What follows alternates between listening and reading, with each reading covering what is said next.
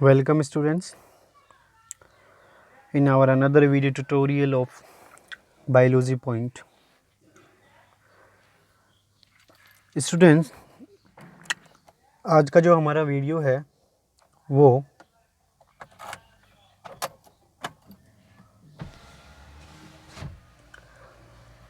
Mendelism के बारे में है कि व्हाट इज़ द मेंडलिज्म, मतलब मेंडल ने क्या क्या एक्सपेरिमेंट किए थे जेनेटिक्स के लिए और मेंडल ने कब तक अपने एक्सपेरिमेंट किए और मेंडल ने ऐसे कौन से एक्सपेरिमेंट किए और किस प्लांट का उन्होंने यूज़ किया, इन सब के बारे में हम इसमें स्टडी करेंगे। हमारी जेनेटिक्स की इंट्रोडक्शन की और सम बेसिक टर्मिनोलॉजी की दोनों वीडियो जो हैं वो पहले अपलोड की जा चुकी थी। तो कंटिन्यूटी बनाए रखने के लिए आप उन वीडियो को पहले देख लीजिए, फिर उसके बाद में मेंडलिज्म थोड़ा अच्छा समझ में आएगा। तो उन दोनों वीडियो की लिंक आपको डिस्क्रिप्शन बॉक्स में मिल जाएगी। तो हम स्टार्ट करते हैं हमारा ये आज का वीडियो। मैं उम्मीद करता हूँ कि आपको ये वीडियो पसंद आएगा, तो बने रहिए आप इस वीडियो में। जैसा कि आप सबको पता है कि हमारे वीडियो की जो स्टार्टिंग होती है वो क्वेश्चन आंसर से होती है। तो हम स्टार्ट करते हैं हमारे इन्हीं क्वेश्चन आंसर से आज का वीडियो। फर्स्ट क्वेश्चन जो आपसे पूछा जा रहा है वो ये है कि मेंडलवाद किसकी आनुवंशिकता है। मतलब मेंडलवाद जो हम पढ़ेंगे इस वीडियो के अंदर, उसमें हम जिसके बारे में पढ़ेंगे वो प्लांट कैसा है उसके बारे में हमें यहाँ पे बताना है। तो अगर आपको आंसर आ रहा है तो अच्छी बात है, नहीं वीडियो के लास्ट में तो आपको आंसर इसका पता चलेगा। सेकंड क्वेश्चन है मेंडल ने संकरण के लिए कौन सी तकनीक का उन्होंने इस्तेमाल किया, उसके बारे में भी हम इस वीडियो में देखेंगे। द्विसंकर पादप कितने प्रकार के परागकण बनाते हैं। स्टूडेंट्स, ये क्वेश्चन थोड़ा सा आउट ऑफ सिलेबस आप कह सकते हो according to this video, but फिर भी मैं आपको इसका आंसर लास्ट में बता के जाऊँगा। एंड लास्ट क्वेश्चन इसमें ये है कि जब पुष्प एक लिंगी होता है तो उसमें विपुंसन कब किया जाएगा और किस में किया जाएगा, जो भी हम इस वीडियो में ही देखेंगे। नेक्स्ट क्वेश्चन है कि मेंडल के निष्कर्ष किस पत्रिका में प्रकाशित हुए। मतलब मेंडल ने जो अपने एक्सपेरिमेंट किए थे उसने उस एक्सपेरिमेंट को किन के अंदर या किसकी सहायता से उन्होंने इसको पब्लिश किया। और नेक्स्ट क्वेश्चन है कि जब किसी पादप में दो विपरीत विभेद की एलील पाई जाती है तो यह कहलाता है। स्टूडेंट्स, ये वीडियो लास्ट के दोनों वीडियो के साथ में कोरिलेटेड है, इसलिए आप उन दोनों वीडियो को भी देखिए और इस वीडियो को भी आप देखेंगे तो अच्छे समझ में आएगा आपका जेनेटिक्स। तो ये कुछ क्वेश्चंस हैं जिनका हम इस वीडियो के अंदर स्टडी करेंगे और मैं उम्मीद करता हूँ कि आपको ये जो क्वेश्चन आंसर्स हैं बिना किसी डाउट के इजी गोइंग आपको समझ में आ जाएंगे।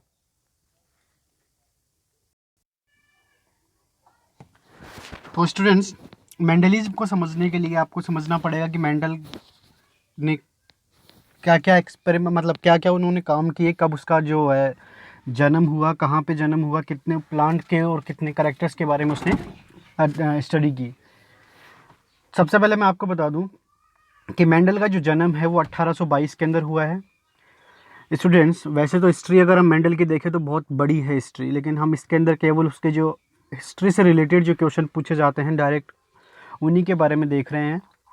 दूसरी बात, मेंडल ने जो अपना एक्सपेरिमेंट किया है वो केवल 7 से 8 साल तक उन्होंने अपना एक्सपेरिमेंट किया। मेंडल का जो कार्य, मतलब उन्होंने जो अपना एक्सपेरिमेंट किया वो कार्य कब प्रकाशित हुआ, मतलब वो वर्क कब पब्लिश हुआ, तो वो हुआ था 1866, 1866 में वो पब्लिश हुआ है। देन 1884 में मेंडल की डेथ भी हुई है।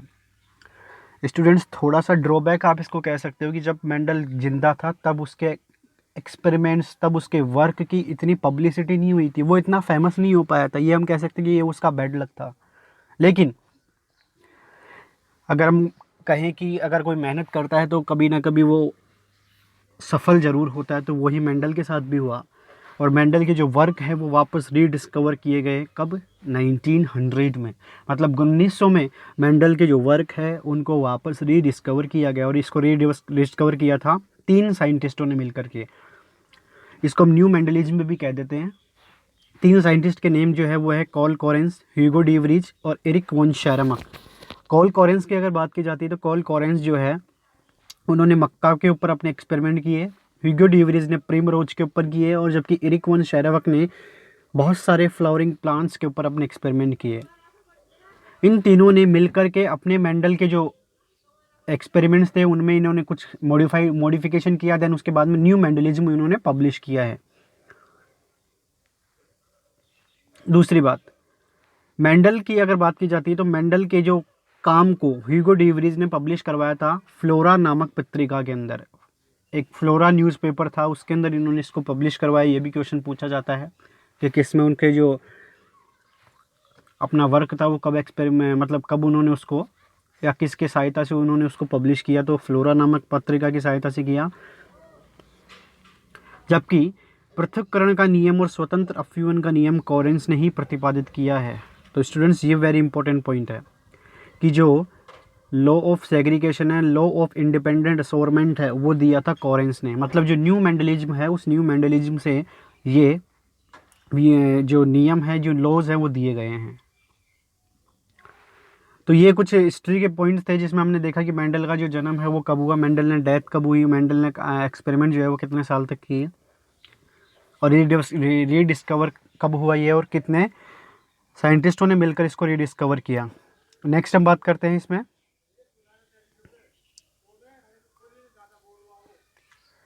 कि जो मैंने अभी बात बताई थी आपको कि मेंडल के जिंदा रहने तक मेंडल का जो काम है वो पब्लिश नहीं हुआ, तो उसके छुपे रहने के कुछ रीजन भी थे। कोई भी काम हो उसके कोई ना कोई रीजन ज़रूर होते हैं, तो यहाँ पे भी उसका रीजन हमें दिखाई दिया कि उस समय संचार का इतना जो मीडियम है वो इतना पॉपुलर नहीं था, तो इस वजह से उसको दिक्कत आई। दूसरा, उस टाइम चार्ल्स डार्विन जो है वो फेमस था, और जब स्टूडेंट्स अगर हम बात करेंगे अगर कोई फेमस होता है तो उसकी वजह से दूसरे चीज़ का सप्रेशन भी हम कह सकते हैं कि वो देखने को मिलता है हमें, तो ये भी एक रीज़न था। और दूसरी बात, मेंडल ने एक वर्ड यूज में लिया था कारक, फैक्टर। तो मेंडल ये नहीं बता पाया था कि what is the factor and ये कहाँ से आया, और इसका कोई फिजिकल अपीरियंस भी नहीं बता पाया था मेंडल। तो ये उसके 3 रीजन थे। और एक इसका उसने एक और पॉइंट है कि उसने गणित का एक इस्तेमाल किया था, और गणित के इस्तेमाल की वजह से भी वो थोड़ा फ्लॉप रहा था। तो ये कुछ रीज़न है जिसकी वजह से मेंडल फ्लॉप रहा। स्टूडेंट्स ये थोड़ा सा हिस्ट्रिकल पार्ट है। नेक्स्ट वीडियो के अंदर हम डायरेक्ट जो है वो क्रॉस के बारे में स्टडी करेंगे, monohybrid cross, dihybrid cross. तो आप इसको भी एक बार समझ लीजिए, क्योंकि उन चीज़ों को पढ़ने के लिए ये थोड़ा सा जो मेंडलिज्म है वो हमें समझना ज़रूरी होता है। इसके बाद में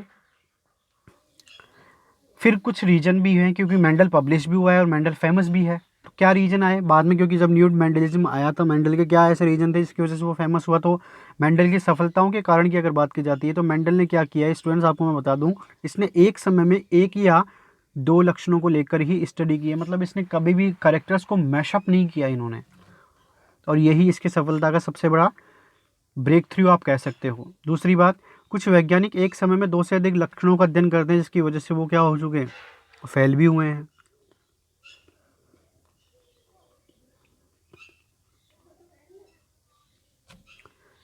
फिर नेक्स्ट कि मेंडल ने मटर के पौधे का ही जो सिलेक्शन है वो क्यों किया। तो मेंडल ने मटर के पौधे का चुनाव इसलिए किया कि पहली बात तो मटर के पौधे का जो लाइफ साइकिल है वो 2 से 3 महीने में कंप्लीट हो जाता है। मतलब बहुत छोटा लाइफ साइकिल है, तो हमें उसकी जो लाइफ के जो स्टेज है उसको स्टडी करने में थोड़ी आसानी रहती है। तो लाइफ साइकिल इसका बहुत छोटा है, इसका सबसे बड़ा बेनिफिट मिला। दूसरा कि मटर के पौधे में प्राकृतिक रूप से स्वयं परागण पाया जाता है, ये भी एक सबसे अच्छा पॉइंट है कि मेंडल ने जो मटर का जो प्लांट लिया है उसमें नेचुरली क्या मिलता है, सेल्फ पॉलिनेशन मिलता है। और अगर नेचुरली सेल्फ पॉलिनेशन मिलता है तो हमें प्योर प्लांट जो है या प्योर लाइन जिसे हम कह सकते हैं वो प्राप्त हो जाती है। स्टूडेंट्स, प्योर लाइन का मतलब होता है पेरेंट्स के जो करेक्टर्स हैं वो एज इट इज हमें मिल सकते हैं उसमें। दूसरी बात, ये तीसरा पॉइंट भी इम्पोर्टेंट है कि इस पौधे के अंदर कृत्रिम रूप से पर परागण भी कराया जा सकता है। ये भी अच्छा पॉइंट है कि अगर हमें ज़रूरत पड़ती है आर्टिफिशियल क्रॉस पॉलिनेशन की तो वो भी हम इसके अंदर करवा सकते हैं, तो इसलिए हम कह सकते हैं ये तो बेनिफिशियल रहा है। दूसरा, मटर के पौधे में कई सारे जो हैं वो विपरीत विभेद के लक्षण जो हैं वो उपस्थित होते हैं। विपरीत विभेद के लक्षण से मतलब है यहाँ पे कि अगर हम लंबाई की स्टडी कर रहे हैं तो उसके अंदर छोटा या बोनापन भी जो है वो हमें देखने को मिलेगा। तो इसको हम कहते हैं विपरीत विभेद, जो कि मेंडल ने अच्छे से देखा था मटर के पौधे के अंदर। नेक्स्ट, मटर के पौधे में बड़ी संख्या में क्या होता है स्टूडेंट्स, बीजों का उत्पादन होता है। उससे बेनिफिट क्या हुआ कि बड़ी संख्या में अगर बीज मिलेंगे तो उस प्लांट को आप इजी गोइंग क्या कर सकते हो, कहीं भी ग्रो करवा सकते हो। वो प्लांट इजी गोइंग क्या करेगा, सब जगह सर्वाइव भी कर जाएगा और अच्छी नंबर जो प्लांट है वो हमें देखने को मिलेंगे। तो ये कुछ जो है रीज़न है जिसकी वजह से मेंडल ने मटर के पौधे का ही सिलेक्शन किया है। तो ये आपको याद रखने हैं। फिर हम बात करते हैं मेंडल के कार्य की। मेंडल ने जो काम किया है उसके बारे में बात करते हैं। तो मेंडल ने जो अपना काम है वो मटर के पौधे पर किया है, ये सबको ही पता है। मटर का पौधा मीठी मटर थी, गार्डन मटर थी, उद्यान मटर थी वो, जिसमें 7 जोड़ी या 14 गुणसूत्र जो हैं उपस्थित होते हैं। ये बहुत इंपॉर्टेंट क्वेश्चन है अगर पॉइंट ऑफ व्यू हम CSI और सॉरी नीट और यूजी लेवल के एग्ज़ाम की बात करते हैं। तो मेंडल ने जो मटर के पौधे का चुनाव किया उसमें कितने जोड़ी गुणसूत्र थे, 14 गुणसूत्र थे, या 7 पेयर आप उसको कह सकते हो। उन कैरेक्टर्स के बारे में, यानी कि जो 7 जोड़ी कैरेक्टर्स है उनके बारे में हम सबसे पहले देखते हैं। तो सबसे पहला जो कैरेक्टर है वो हमने लिया है सीड शेप, मतलब बीज का आकार। स्टूडेंट्स, बीज के आकार की बात की जाती है तो बीज के आकार में भी उन्होंने, मतलब हर कैरेक्टर में उन्होंने 2 सब हम कह सकते हैं कि ट्रेट्स जो है उन्होंने यूज़ में लिए हैं। ट्रेट्स बेसिकली क्या होते हैं, लक्षणों का ही क्या होता है, वो मॉडिफाइड स्वरूप होता है। तो अगर हम बीज के आकार की बात करते हैं तो आकार 2 प्रकार का हो सकता है कि बीज जो है वो गोलाकार हो सकता है या हो सकता है बीज झुर्रीदार हो। तो अगर गोलाकार बीज है तो इस अवस्था को उन्होंने कंसिडर किया है डोमिनेंट, मतलब प्रभावी अवस्था। और अगर बीज जो है झुर्रीदार है तो इसको उन्होंने रखा है रेसेसिव कंडीशन में। ये आपको याद रखना है। और ये जो लक्षण था, ये लक्षण जो है क्रोमोसोम नंबर 7 के ऊपर उपस्थित था। ये भी इंपॉर्टेंट पॉइंट है। कभी कभार ये भी क्वेश्चन पूछ लिया जाता है कि बीज का जो आकार का जो लक्षण है वो कौन से नंबर के क्रोमोसोम पर उपस्थित है, 7 नंबर पे।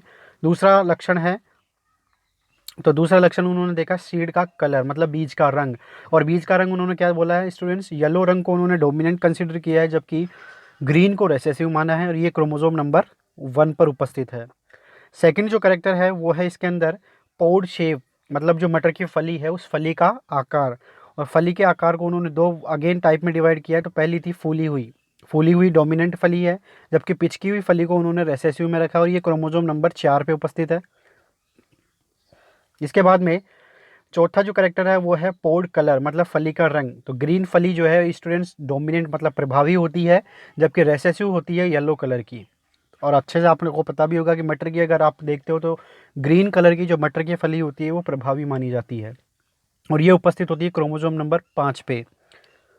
इसके बाद में फिफ्थ ऑप्शन जो था वो था इसके अंदर फ्लावर कलर, मतलब पुष्प का रंग। और पुष्प के रंग की बात की जाती है तो वॉयलेट को इन्होंने डोमिनेंट माना, मतलब बैंगनी को, जबकि इन्होंने वाइट को रिसेसिव कंसीडर में किया है। और जबकि ये उपस्थित होता है क्रोमोसोम नंबर 1 पर।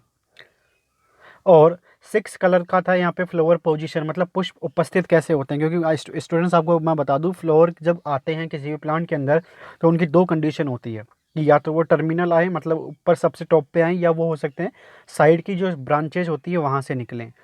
तो फ्लावर पोजीशन की बात की जाती है तो डोमिनेंट है एक्सियल, मतलब अक्षीय जो स्थिति होती है वो क्या है, डोमिनेंट है। जबकि टर्मिनल जो है वो रेसेसिव होती है। और टर्मिनल रेसेसिव होने के साथ ही ये क्रोमोसोम नंबर 4 पे उपस्थित होती है। और लास्ट जो करेक्टर्स था वो है इसके अंदर प्लांट की हाइट। प्लांट हाइट की अगर हम बात करें तो प्लांट हाइट में जो टॉल प्लांट होता है वो डोमिनेंट होता है, जबकि ड्रॉफ प्लांट जो है वो रेसेसिव होता है। और ये क्रोमोसोम नंबर 4 पे उपस्थित होता है। तो इस तरीके से मेंडल ने कुल 7 जोड़ी लक्षणों की अध्ययन की है। और यही 7 जोड़ी लक्षणों से उन्होंने पूरा का पूरा मेंडलवाद जो है वो एक्सप्लेन किया, जिसमें हम बहुत सारे क्रॉस, बहुत सारे लॉज के बारे में स्टडी करेंगे। तो अगर आपसे टोटल यहाँ पे नंबर पूछ लिए जाते हैं कि इसमें से फ्लावर के कैरेक्टर्स कितने हैं, तो फ्लावर के कैरेक्टर्स इसमें हैं 2। फली के कैरेक्टर्स कितने हैं, 2 हैं। बीज के भी 2 हैं। और पादप की लंबाई के कितने कैरेक्टर्स हैं, 1 कैरेक्टर्स हैं। तो टोटल अगर हम क्वेश्चन आपसे पूछा जाता है, देखो स्टूडेंट, पहला क्वेश्चन इसमें बन सकता है कि कितने जोड़ी लक्षण है, 7 जोड़ी। दूसरी बात, कितनी प्रकार के लक्षण हैं, तो पुष्प का, फली का, बीज का और पादप का। तो टोटल कितने हो गए, 4 प्रकार के लक्षण हैं। और फिर उसके बाद में अगर हम आपसे क्वेश्चन पूछ लिया जाता है कि पुष्प के कितने लक्षण हैं, 2 हैं। फली के कितने हैं, 2 हैं। बीज के कितने हैं, 2। और पादप के लंबाई के कितने लक्षण हैं, 1 लक्षण है। क्लियर बात यहाँ पे।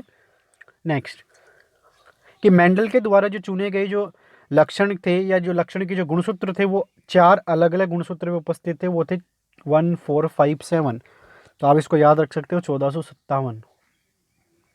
एक ट्रिक है कि उसमें 4 क्रोमोसोम थे 1457, और चारों क्रोमोसोम के ऊपर ही मेंडल के सारे लक्षण उपस्थित थे।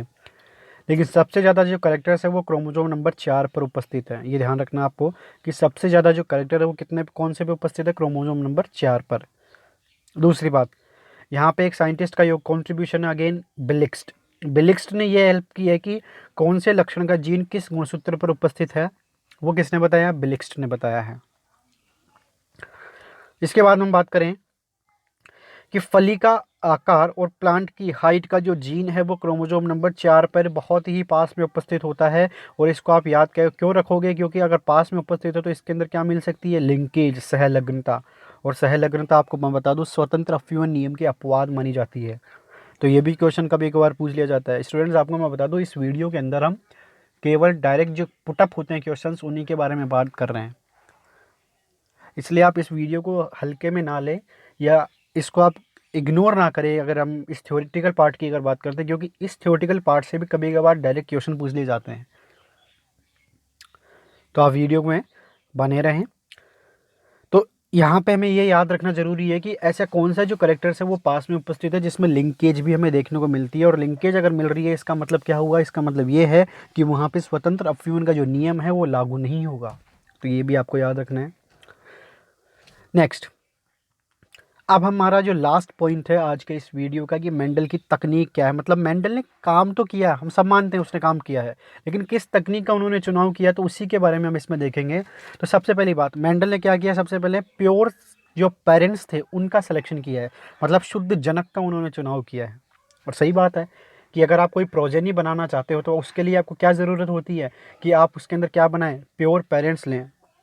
और प्योर पेरेंट्स होंगे तभी तो प्रोजेनी अच्छी आ पाएगी, मतलब संतान सही लक्षणों वाली उत्पन्न होगी।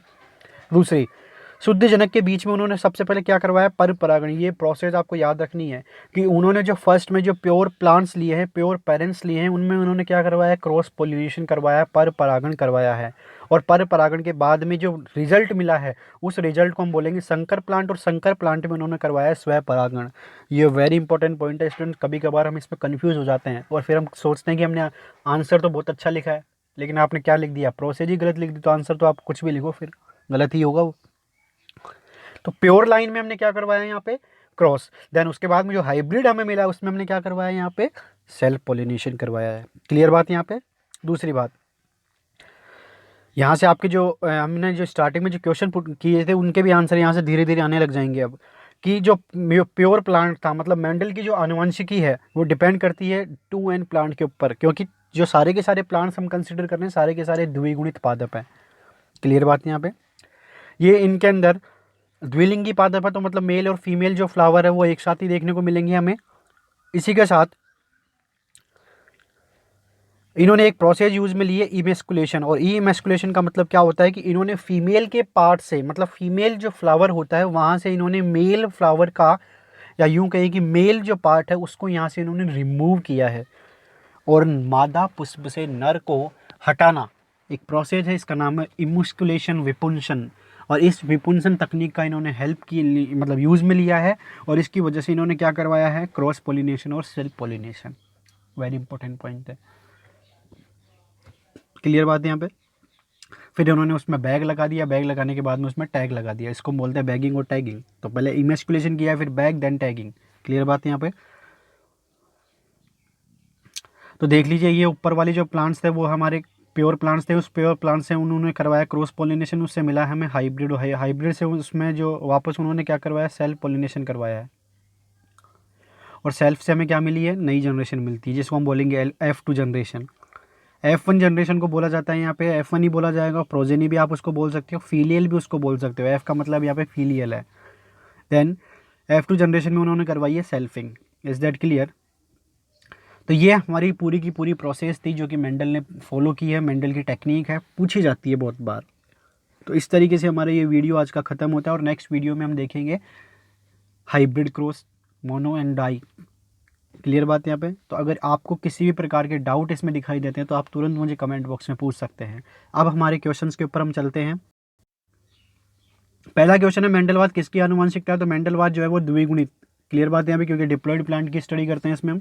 मेंडल ने संकरण के लिए कौन सी तकनीक का इस्तेमाल किया, विपुंसन भी लिया है उन्होंने, टैगिंग भी की है, मतलब थैलीकरण भी किया है, तो आंसर आ जाएगा 4। तीसरा क्वेश्चन है द्विसंकर पादप कितने प्रकार के परागकण बना सकते हैं, ये हम नेक्स्ट वीडियो में देखेंगे, लेकिन आंसर इसका 4 आएगा। कैसे होता है वो भी हम देखेंगे। और लास्ट क्वेश्चन इसका है कि जब पुष्प एक लिंगी अगर है तो विपुंसन किस में करवाओगे आप। स्टूडेंट्स ये बहुत अच्छा क्वेश्चन है, बहुत अच्छे लेवल का। कैसे, क्योंकि विपुंसन की जरूरत हमें तब पड़ती है कि जब पुष्प द्विलिंगी है, मतलब उसमें मादा और नर दोनों है, और अगर मादा और नर दोनों है तो हमें नर को हटाना जरूरी है, क्योंकि नहीं तो वो खुद सेल्फ पॉलिनेशन कर लेंगे। लेकिन ये बोल रहा है कि पुष्प एक लिंगी है, मतलब या तो मादा है उसमें या तो नर है उसमें, तो आप क्यों करवाओगे विपुंसन, मत करवाओ ना, क्योंकि सेल्फ पॉलिनेशन तो होगा ही नहीं, इजीली उसमें क्या हो जाएगा, क्रॉस होगा। तो इसमें हम आंसर क्या आएगा, उपरोक्त में से कोई प्रोसेस नहीं करेंगे हम, किसी भी पुष्प में नहीं करेंगे हम। नेक्स्ट, कि मेंडल के जो निष्कर्ष है वो किस में प्रकाशित हुए, तो मेंडल के निष्कर्ष नेचर, फोर्स एंडर वेरिन, उसके अंदर प्रकाशित हुए हैं, ये आपको याद रखना है। और जब किसी पात्र में दो विपरीत विभेद की एलील पाई जाती है तो यह क्या कहलाता है, विपरीत विभेद की एलील मिल रही है, अरे तो सर विषम युग्म जी होगा ना आंसर। क्लियर बात है यहाँ पे। तो इस तरीके से हमारा ये आज का वीडियो ख़त्म होता है। मैं उम्मीद करता हूँ आपको ये वीडियो समझ में आया होगा, अच्छा लगा होगा। अगर अच्छा लगा है तो इसे शेयर करें और चैनल को सब्सक्राइब ज़रूर करें। Thank you students.